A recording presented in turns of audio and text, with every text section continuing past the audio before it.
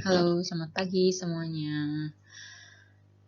Baik, saya perkenalkan diri dulu ya. Nama saya Nadia Humaira. Saya mahasiswi PPAK Univ Trisakti, Grogol, angkatan 40. Oke, pagi ini saya akan membahas tentang PT Aneka Tambang atau bisa kita tahu Antam ya. Oke, saya Nadia Humaira dengan nomor presensi 023110211139. Oke, slide selanjutnya. Oke, yang pertama, ini ada disclaimer ya. Dokumen ini tidak diperuntukkan sebagai suatu penawaran atau permohonan dari suatu penawaran. Permintaan untuk membeli atau menjual efek dan segala hal yang berhubungan dengan efek, seperti efek yang disebutkan di sini atau dari emiten yang sama, dari warna atau hak memesan efek atau kepentingan lain dari efek tersebut. Dan seluruh informasi dari opini yang terdapat dalam dokumen ini dengan cara baik telah dihimpun atau berasal dari sumber yang dapat dipercaya dan diandalkan. Dan tidak ada pengatasnamaan atau jaminan baik secara langsung maupun tidak langsung dari BRI Dana Reksa ataupun pihak-pihak lain dari BRI Dana Reksa, di mana dokumen ini diperoleh terhadap keakuratan atau kelengkapan informasi yang terdapat dalam dokumen ini. Seluruh pendapat dan perkiraan dalam laporan ini merupakan pertimbangan kami pada tanggal tertera dapat berubah sewaktu-waktu tanpa pemberitahuan. Baik. Ya, yang pertama kita akan membahas tentang profil perusahaan Antam ya, atau PT Aneka Tambang, dengan kode saham yaitu ANTM yang bergerak dalam bidang pertambangan, simpanan alam, manufaktur, perdagangan, transportasi, dan jasa terkait lainnya. Nah, Antam ini itu perusahaan yang mulai beroperasi secara komersial itu pada 5 Juli tahun 1968. Ini sudah cukup lama sekali. Dan Antam ini juga sudah IPO itu semenjak 27 November 1997 ya.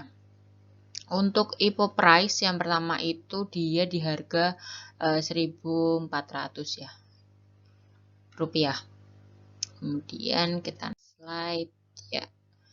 Jadi PT Aneka Tambang ini itu memiliki anak perusahaan ya. Nah, kebetulan di PT Antam ini membagi anak usahanya itu ke dalam 3 kelompok, yakni entitas anak dengan kepemilikan langsung, kemudian entitas anak dengan kepemilikan tidak langsung, dan yang terakhir Antam juga membaginya ke entitas asosiasi.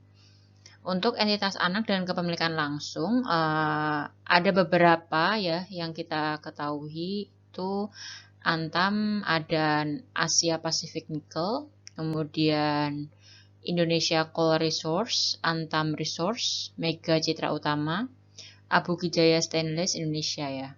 Dan yang kedua tadi Antam ada entitas anak dengan kepemilikan tidak langsung. Nah, ini yang pertama ada PT International Mineral Capital ya, Borneo, Edo Indonesia, kemudian kawasan industri Antam Timur atau KIAT, kemudian ada Indonesia Chemical Alumina ya. Ini ada juga beberapa yang saya belum sebutkan di beberapa entitas ini, saya cuma ambil dari beberapa aja. Kemudian ada entitas asosiasi ya, ini dibagi atas dasar persen kepemilikan. Nah, di sini ada PT Meratus, Jaya Iron dan Steel, itu memiliki persen kepemilikan sekitar 34%. Kemudian ada Menara Antam Sejahtera, dia punya persen kepemilikan itu 25%. Kemudian ada PT Nusa Halmahera ya, PT Nusa Halmahera Minerals itu sekitar 25%. Kemudian ada PT Nikel Halmahera Timur itu sekitar 50%. Ini sangat besar sekali ya. Namun ini ada beberapa yang saya belum cantumkan, saya ambil garis besarnya saja. Kemudian kita lanjut di sini ya, untuk riwayat kinerja keuangan. Ini terlihat untuk pendapatan, saya ambil yang garis besar saja untuk pendapatan, laba bersih, dan jumlah aset, ya, total aset. Saya tampil di tahun 2018, 19, 20, dan 21. Kita lihat dari pendapatan di 2018 ya. Nah, kita bisa saksikan 2018 ini itu sekitar 25 juta ya. 25 miliar itu, kemudian di 2019 itu 32, naiknya lumayan tinggi. Kemudian di 2020 itu sekitar 27 ya. Ini menurun, ini mungkin karena kan juga ada pandemi. 2020 sangat turun signifikan. Kemudian di 2021 dia ada di 38.000. Ini sudah mulai normal dan lebih baik daripada di tahun 2019 ya. Untuk laba bersih kita lihat dia ada 874 juta ya. Kemudian di 2019 dia menurun 193, kemudian 2020 dia bisa naik lagi.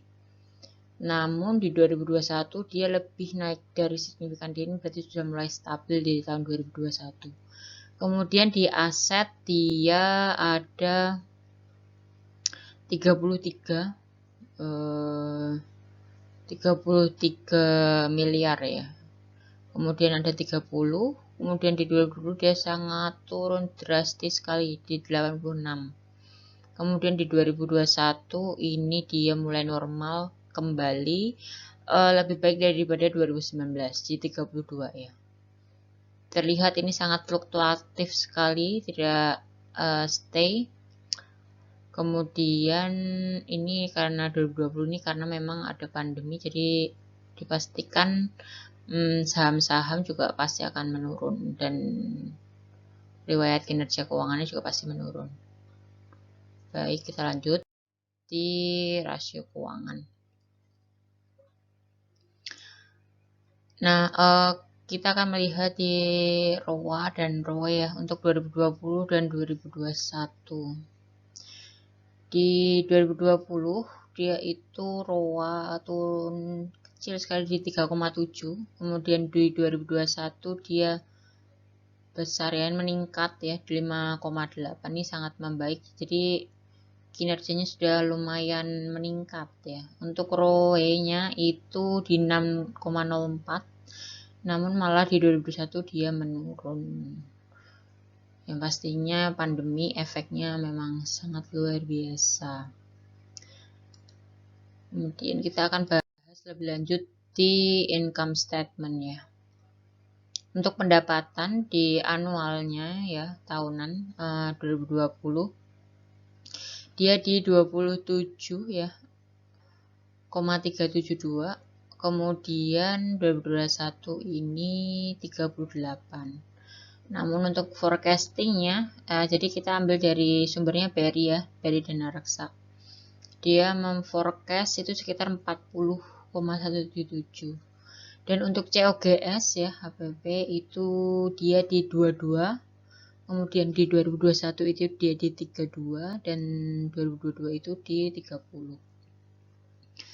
Untuk gross profit itu di 2021 dia jelas meningkat di 6, tapi 2020 dia di 4. Dia pastikan meningkat. Namun di forecastnya jika dia itu di 10 ya. Jadi lumayan meningkat banget ini di 2022. Untuk EBITDA itu 3,128. Di 2021 tidak terlalu signifikan ya, naiknya 3,7. Tapi di forecast BRI dia mengambil di angka 7,0077. Oke, ini interest income naik, menurun ya, malahan ya, menurun. Di 2021 dia dapat 90, di 2020 dia 110. Kemudian interest expense dia menurun ya, 359, berarti lebih baik ya. expense-nya untuk interest. Kemudian ada forex gain or loss. Dia baik sekali di 2021 dia meningkat ya 61, tapi untuk 2020 dia loss sekitar 134. Untuk income from stocks dia itu sangat tinggi ya di 2021 dia 453. Kemudian untuk other income ya, tapi ini untuk expense dia baik di 2021 dia lebih menurun daripada 2020 ya. 2020 dia di 70, 21 di 62. Kemudian untuk pre-tax profit ya. Jadi laba yang sebelum pajak dia di 1,641. Di 2021 dia sangat baik, dia meningkat di 3,043. Kemudian di income tax dia PPN masukannya di 492. Kemudian 1182. Jadi ini lumayan ya, pembeliannya juga lumayan sekali. Di 1182 ya, 2021. Karena sudah mulai stabil. Jadi kemudian untuk net profitnya dia di 1149. Di 2021 dia di 1862. Untuk forecastnya BRI di 4,536. Seperti itu. Lanjut lagi untuk balance sheet ya. Ini cash and cash equivalent. 2020 dia di 3,9. Untuk 2021 meningkat juga di 5,089. Receivable di 1,813, 21 naik juga. Inventory lumayan naik juga. Untuk other current asset lumayan 100% ya naiknya, 1,587 dari 727. Kemudian ada fixed asset dia menurun ya di 2021. Untuk other non current asset dia sama tetap. Untuk liabilities ya, ini masih sekitar menurun tapi tidak terlalu signifikan. Seperti itu saja. Kemudian lanjut lagi. Jadi setelah kita lihat dari adanya balance sheet, kemudian income statement, kemudian ada beberapa rasio, yaitu kita BRI dan Reksa memiliki target price untuk Monday ya 23 Mei itu untuk last price-nya ada di 2470. Sedangkan untuk target price-nya dia di 3400, upside or down. Dia meningkat ya sekitar 37,7. Nah, previous target price-nya itu 3200, jadi itu lebih meningkat ya. Nah, ini direkomendasikan itu untuk membeli ya, karena yang kita tahu last price 2470 dan previous target pun 3200. Dan target price ini 3400. Upside or downside kita upside di 37,7%. Oke, jadi rekomendasinya itu membeli ya di ANTM ini untuk saham Antam.